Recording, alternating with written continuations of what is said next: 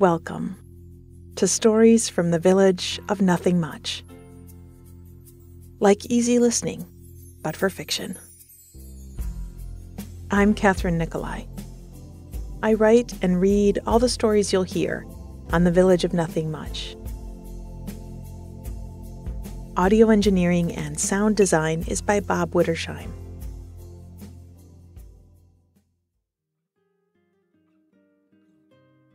I'm so glad you're here. My instinct in this moment is always to say, welcome, even though I just said that a minute ago.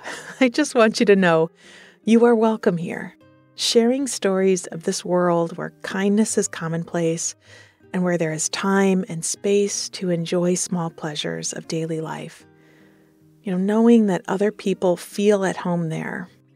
It's a lovely feeling, like we're building a community, even without meeting. If this is your first time tuning in, I'm going to say it again, welcome. I tell conflict-free stories that are family-friendly and can, if you let them, become a sort of meditation to listen to. They emphasize a lot of sensory experience, which naturally makes you present. They can help you step down from anxiety and refocus your mind with a more optimistic filter. They come from my bedtime story podcast, Nothing Much Happens. So if you need help getting to or returning to sleep, go check that out. And you can subscribe to an ad-free experience through the link in our bio. Now, let's take a big breath in through the nose and sigh from your mouth. Again, breathe in and let it go. Good. Our stories today are about the joy of imagination and the creative ways people can add magic into life. We'll start with a cup of coffee and some time at the window in Daydreamer. Then we'll stroll through downtown as warm weather brings villagers out to play in A Dance in the Park. Finally, we'll step into the school gymnasium to pick out some new reads for the summer in Book Fair.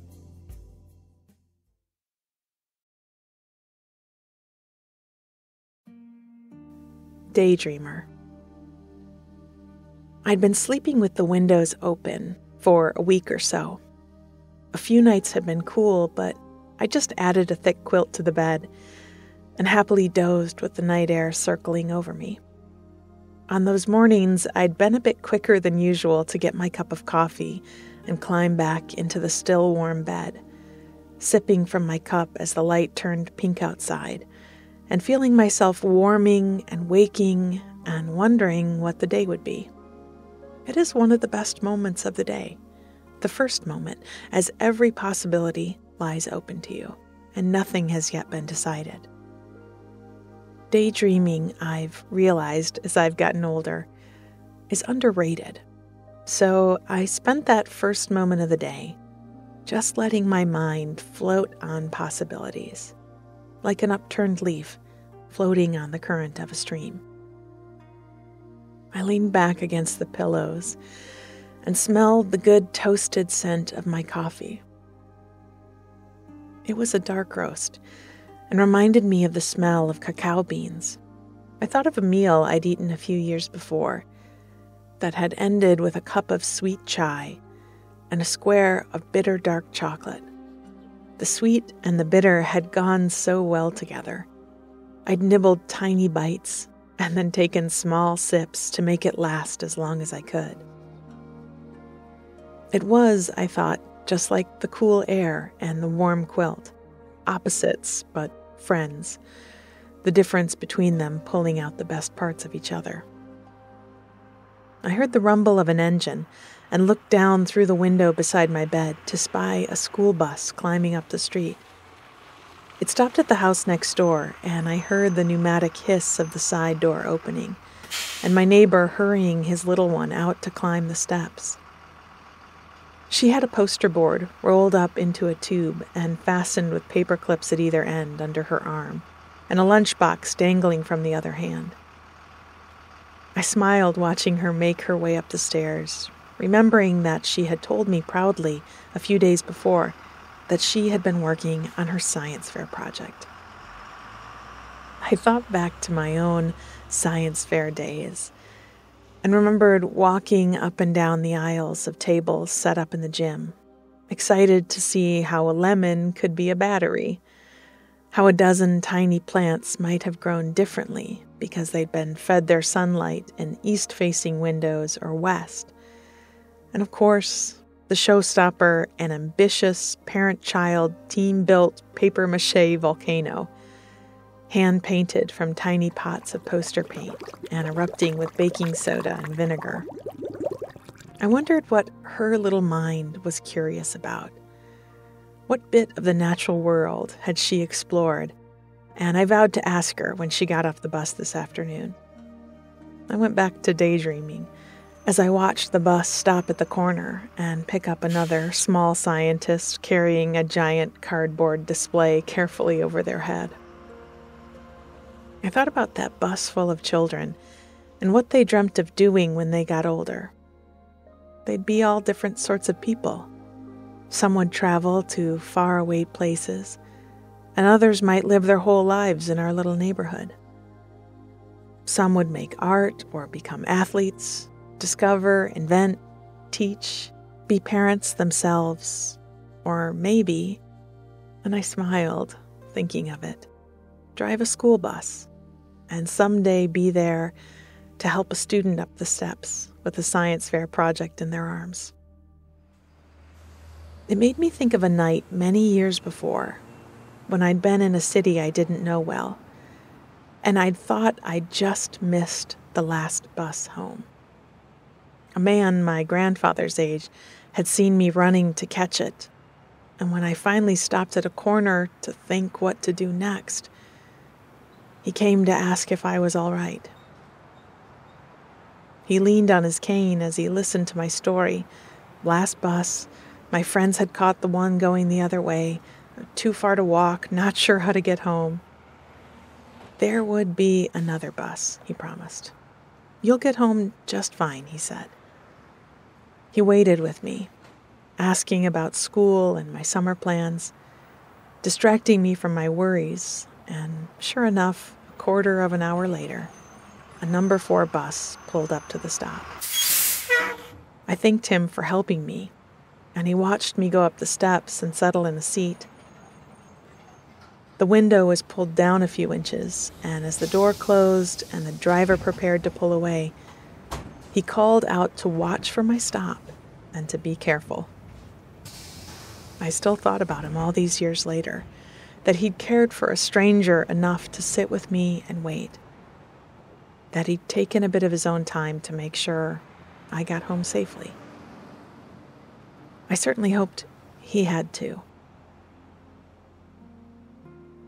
I still hadn't moved from my warm quilt, but my mind had been back in time, thousands of miles away, and cast a bit into the future as well. Where would that drifting leaf float off to next? I saw the mail carrier walking up to a mailbox a few houses away, and even from my nest up high in my bedroom, I spotted a square, bright red envelope as it was pulled from the mail pouch and tucked into the box. What, I wondered, was in that envelope? A birthday card? An invitation to a fancy party? A love letter confessing someone's deepest desires and hopes? The leaf went tumbling down a waterfall, rushing past 100 possibilities. That's the promise of a letter, sealed tightly in an envelope, isn't it? The same as the promise of the first moment of a new day. It could take you anywhere. I decided the letter in that red envelope was from a long-lost cousin, informing the recipient of a family fortune now up for grabs if only they would come for a weekend at great-uncle's house in the country. I imagined a long dining room table with an inch of dust on the dishes and a secret passageway that went from the false panel in the library to a door hidden by a tapestry in the hall upstairs. I conjured up a groundskeeper with a secret, and an initial carved in the base of a stone statue in the center of a hedge maze. I took the last sip of my coffee, laughing at myself and the story I'd started in my mind. Not laughing in jest or derision, but in delight. This is the secret we forget as we get older, that we can go anywhere in our minds, and that daydreaming can be its own adventure and escape. When we can't travel, when we can't go back or forward in time, we can dream. And a dream doesn't have to be real to feel true.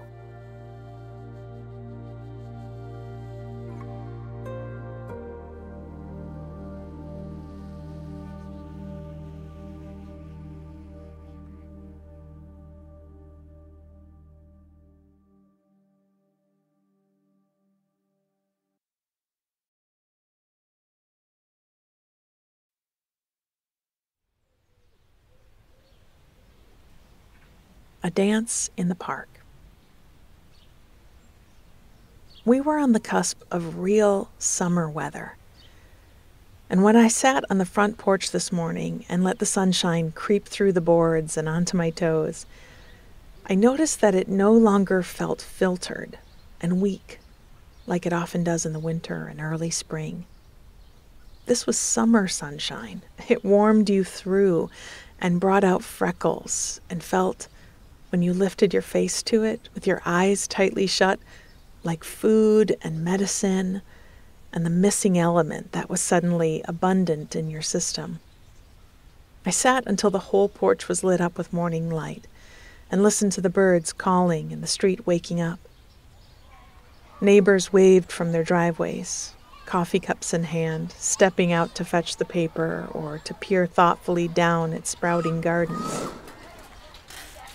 Kids on bikes and skateboards already deep into the games and stories of the day rolled past me. I supposed it was my turn to head out into the day. I stood up and checked my pockets. I had house keys and sunglasses and a few dollars. Everything I needed. One of the lovely things about warm weather days is the ease with which you can leave the house. After months of layering on coats and scarves, thick socks and heavy boots, checking the weather report and shoveling the front walk, it is a joy to step out in sandals and shirt sleeves and be comfortable in the open air without any planning at all. I hopped down the steps and into the grass. The sun warmed the back of my neck as I started down the sidewalk. I felt it on my forearms and calves and the bridge of my nose. I read once that in some ancient mythology, in some part of the world, I'd forgotten where, they believed that the heat of the sun was stored in trees, and when you burned their wood, the fire was just the sun being finally released back into the world. I thought of this as the hot sun forced a shiver down my spine. I must have stored the cold from all the snow I had shoveled over the years, all the snowmen I'd rolled into place, all the flakes I'd caught on my tongue.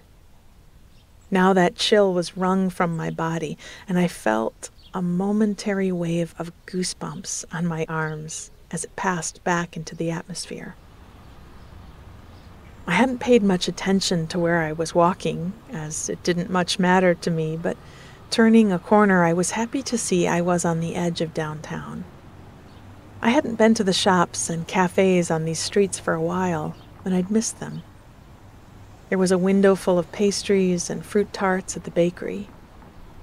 Beside the tarts was a stack of fresh loaves, still dusted with flour. They'd been scored just before they went into the oven so that their crusts showed a design of curling leaves or crisscrosses. A few doors down, in the window of a gift shop, were a neat row of handmade soaps and jars of salves and lotions, displays of bracelets and earrings and hand-drawn cards and pictures. I didn't need a thing, but I liked looking. The walk and the sun had made me thirsty, and I remembered a little cafe in the next street that made iced hibiscus tea, and I strolled off toward it. The outdoor tables were full of folks having a drink or a bite to eat, some keeping company with friends, and others happily sitting with a book in hand or a newspaper spread open on their lap. I stepped inside and ordered my tea. I decided to take it to go so I could keep walking. Behind the bar, they had a tall glass urn with the bright pink tea inside. Along with the hibiscus flowers, it was brewed with fresh strawberries and raspberries and knobbly branches of ginger. A minute later, I was standing back out in the fresh air, taking a long drink of the tea, which was cold and tart-tasting, the flavor a bit like cranberries. I sipped it as I made my way up one street and down another. The flower baskets hanging from the street lamps were full of petunias and geraniums and fuchsias. I stopped to look at the posters in the window of the record shop and made a few mental plans for gigs and concerts I could see in the next few weeks. On the lawn of the library, at the edge of the park, kids were grouped around picnic tables with a few grown-up volunteers overseeing some craft project. They darted back and forth between the tables, gathering up supplies onto paper plates to make into collages. I could hear their voices and laughter through the still air as I went further into the park. Everything was green now. Thick, fresh-trimmed grass, shrubs and hedges, and layers of shiny leaves overhead. As I came around the side of the lake, I heard music playing. I followed it down a path and into an open stone plaza, where the farmers market was set up on Sunday mornings. Suddenly, the music was louder, and a crowd of people danced to it. I remembered seeing a poster by the library for a group class. Salsa in the park, it had said. I smiled to myself as I watched the faces of the dancers. They were moving together, sometimes in couples and sometimes in groups. Some laughing and some quite serious, seeming to dance as much with an engagingly lifted eyebrow as with their feet as they stepped and turned and shifted. A ring of happy spectators stood watching, tapping their toes and clapping their hands to the music. I settled onto a bench to watch, now and then catching the eye of a dancer or passerby. We said to each other with our eyes, "This is nice. I'm glad to be here for it." I'd spent a lot of time on my own lately, and that served its own purpose. Solitude was fortifying for me. It gave me space and quiet and a steady center. But I'd been like a gear turning all by itself in the house. That gear rotated and kept my machinery going. But today, feeling the sun and waving at my neighbors, looking in the store windows and drinking tea in the open air, clapping along with the music while people danced, it felt like my gear was syncing back up with everyone else's. We powered each other, and that felt like rediscovering my place among my fellows. I closed my eyes and listened to the clapping hands. I lifted my face and let the sun shine on it. I took a deep breath in and let it out.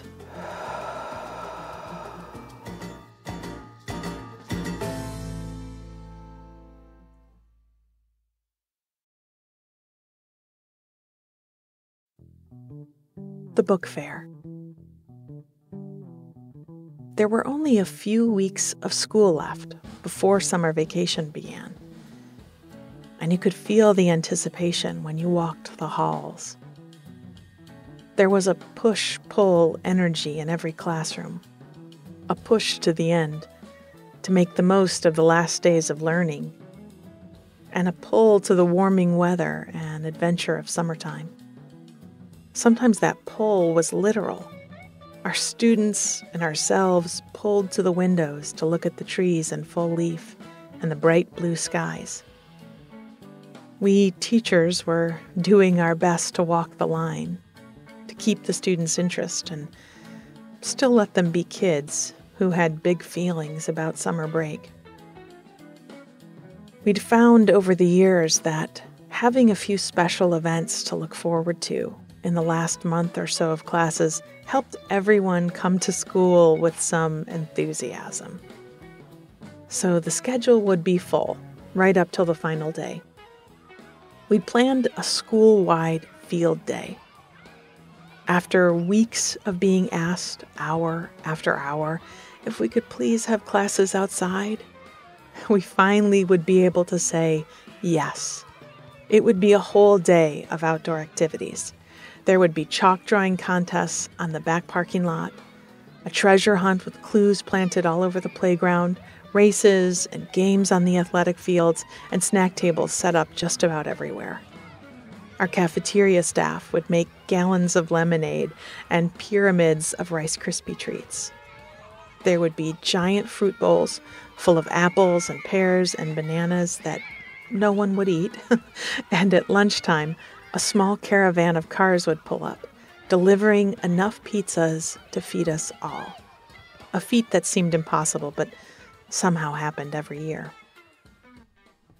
There was also the spring concert to look forward to. Our 5th through 8th graders would file into their seats on stage in the auditorium and nervously grip their trumpets and clarinets. Our music teacher would stand on her riser, with the music spread out on a stand in front of her, a baton in her hand, and wait till every musician's eyes were on her. She'd raise her baton, and they'd all take a breath together. Their instruments raised and ready, and off they'd go.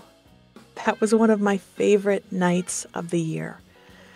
Our students playing together with such focus and care. Whenever I walked through the music hallway, I'd hear them working through a new piece or else playing something they'd worked on for weeks with pride, and I'd smile. All of them coming so far. That was a night when all our local restaurants would be busy. Families taking their saxophonists and xylophone players out for a meal, still in their matching dress pants and button-down shirts. Of course, our 8th graders would be graduating and moving on, and that was always an emotional day for all of us. When you see a student, especially one who might have struggled on their way up from elementary school, now standing in front of their families and fellows, ready to head into their next journey, it makes your heart brim. So glad for them and grateful to have been a part of it. And then when they come back to visit years later, when they stop into your classroom or office, and you can spot the little face inside of the grown-up one they now wear, and they tell you what they're doing, how their life is going, well, it's a feeling of pride. A child you helped in your way to raise, who comes home and remembers you. I was thinking of all these moments, getting a little misty, if I'm honest, as I was setting up for what was, in my opinion, the end of the school year blockbuster event. And that was the book fair. We were a book-obsessed school. It had started years ago with our last school librarian, whose love for reading was so great that it became contagious. She ran reading contests for every grade and started a couple of different book clubs for the staff. She made curated tables in the library for different genres, for every holiday, for the birthdays of favorite authors. She wore costumes pretty regularly and had boxes of props the kids could play with as they listened to stories. And she turned our small poorly attended book fairs into events that the whole school looked forward to. When she retired, it took several of us to fill her shoes, but we'd managed to keep this love for books a mainstay in our school. And the fair was still a big part of that. It no longer fit in the school library, so we were setting up in the gymnasium today. And we didn't just set up a bunch of folding tables and lay out books on them. We made the gym into a portal to distant lands and other times. Part of what made our students fall in love with reading was bringing the stories out of the books. So we'd each picked a few favorite titles, and with the help of the 7th and 8th grade art classes, we're transforming each section of the gym into a slice of those worlds. One of my picks told a story of a world under the ocean, where Atlantis still thrived, and the art students had covered the windows with blue and green gels so that the light coming in rippled like water. There were streamers that moved on a crank, washing over you, a bit like those strips of cloth in a car wash. And we had a speaker playing wave sounds.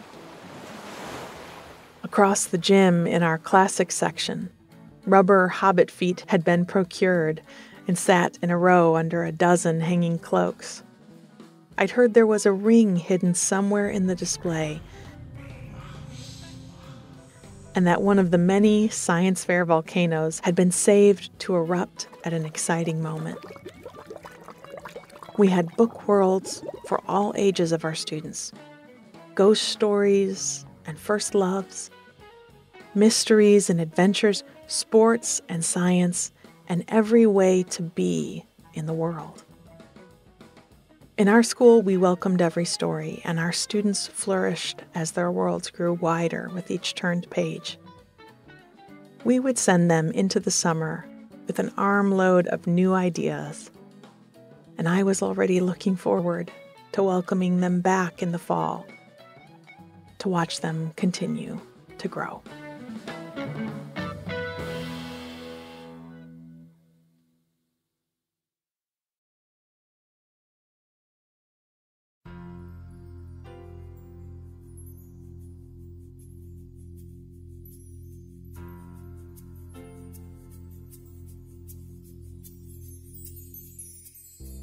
We hope you enjoyed your visit to the village of Nothing Much, and that you'll come back soon for more dreams, more dances, and more stories. Till then, let's be good to one another.